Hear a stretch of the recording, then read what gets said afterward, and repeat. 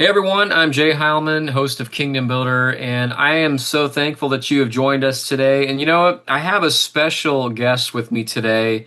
I interview people from the music industry all the time, but this guest is special because he is the son of the bass player of the band Pillar, Michael Wittig. And I have Kaden here to talk about their brand new documentary. It was just announced today. It's called Pillar Beyond the Front Line. And I'm so pleased to have Kaden. Kaden, thank you so much for joining us today, man. How are you doing? Of course, doing great. Well, dude, I'm glad to have you on here because, your dad and I had been talking about this mammoth of a film that you are putting together. This is your directorial debut. You're putting together all this footage that you've gotten over the last year of your dad in the band Pillar on the road, doing interviews and all that kind of stuff. So now that this is finally out, now that the announcement's made, this film is coming out in October.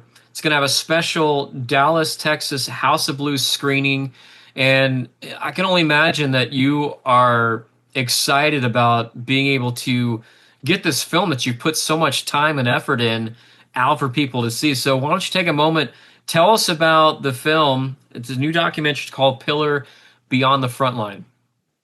Of course, yeah. The film is a massive scale project for me, being my feature directorial debut. It covers a lot more than just their reunion tour last year, the Fan the Flame reunion tour they did, where they started doing some new shows again. Pillar, before that, they hadn't had a show in over 10 years, and not a show with all the original members together in 15 or so. So it was a very huge deal, them reuniting last year. But more than just covering that tour and concert footage, I really cover the band's entire history and just the brotherhood and bond between these guys that's lasted for 25 years of the band's history, the impact they've had on fans. So there's a lot of stories that are told in this that I think are particularly impactful.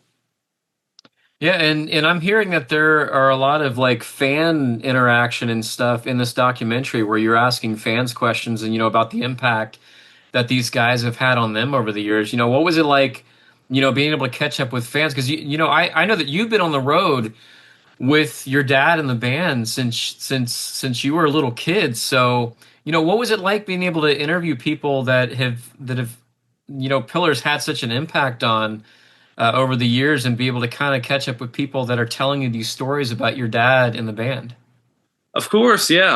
I got some amazing stories from the fans I talked to, which I talked to a lot. I tried to talk to some fans who had traveled from different countries to see the shows. I had talked to some who were like, "Yeah, I haven't seen the band perform since the '90s. I haven't seen the band perform since 2001, 2002. Sometimes, times before I was even born.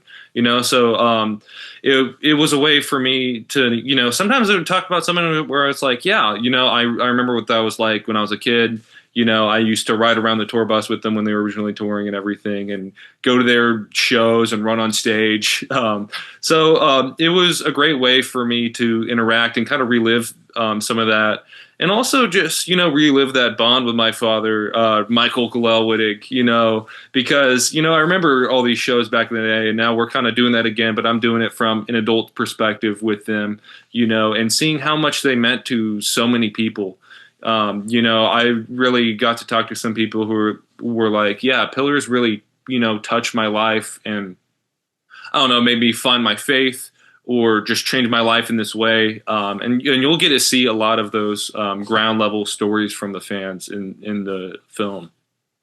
And that's amazing. And Caden, I first got into Christian music back in 2004. I've been working in the industry for over 20 years now. And when I was first starting to get into the music, I came from a background. I didn't grow up in the church, so I came from a background. I love hard rock music and metal and stuff like that. So when I got into Christian music, the first thing I was looking for is like, okay, is there anything like Metallica or Alice in Chains and all this music that I had grown up listening to in the Christian market? And I remember coming across, I was working for a Christian radio station at the time, and they had told me, it's like, all right, we want you to pick through a playlist of songs to feature, and we're going to give you the opportunity to pick like maybe a dozen songs that you want in rotation.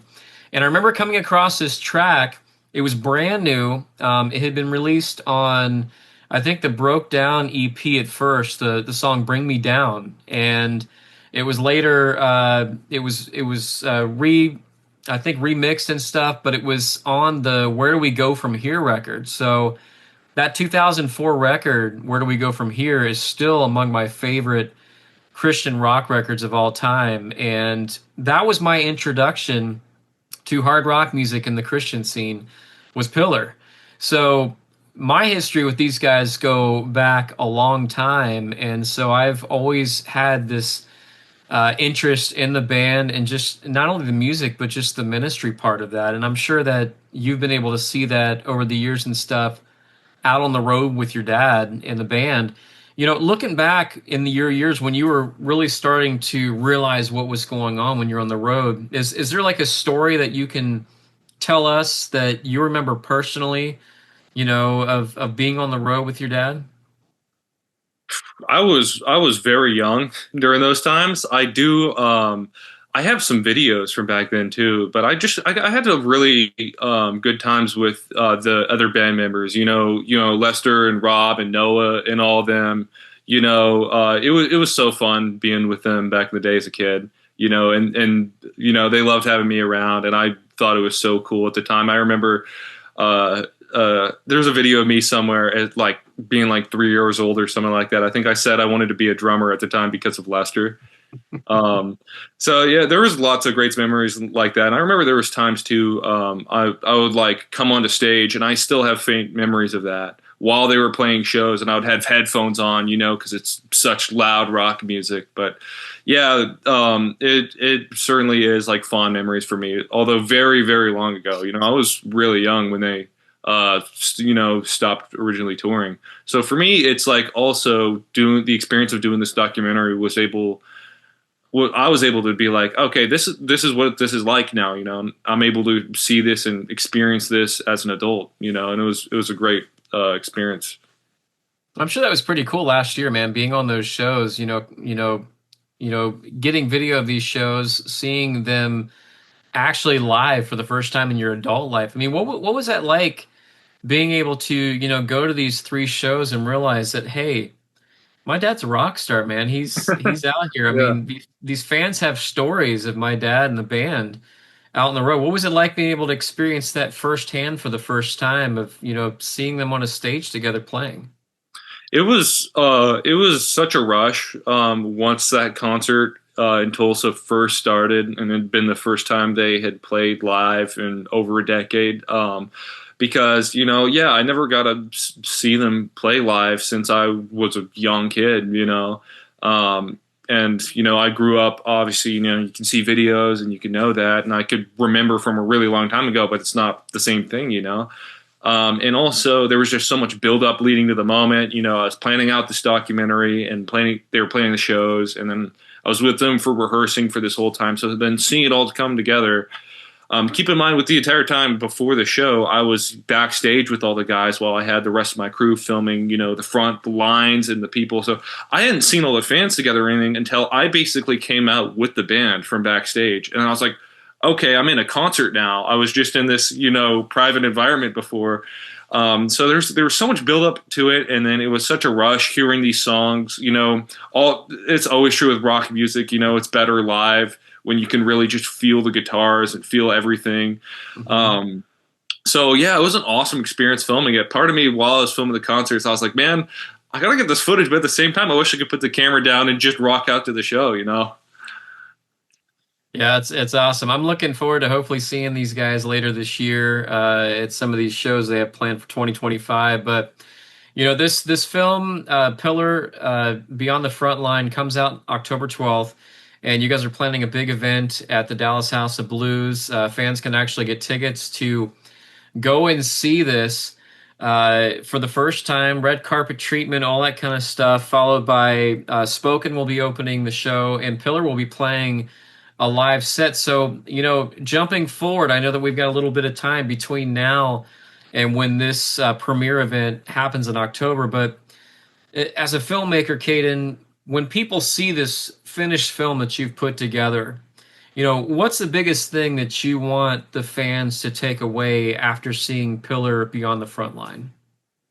With the film and everything, we cover, a band coming back together, and there's so many stories that are told with that. But it's just like their music, it goes much deeper than that. They have such a great message as a band, bringing people with their faith, and also just bringing people together in general. So many old fans and old members who are like, yeah, I was a member of the fan club 20 years ago, and people getting to see each other and reunite.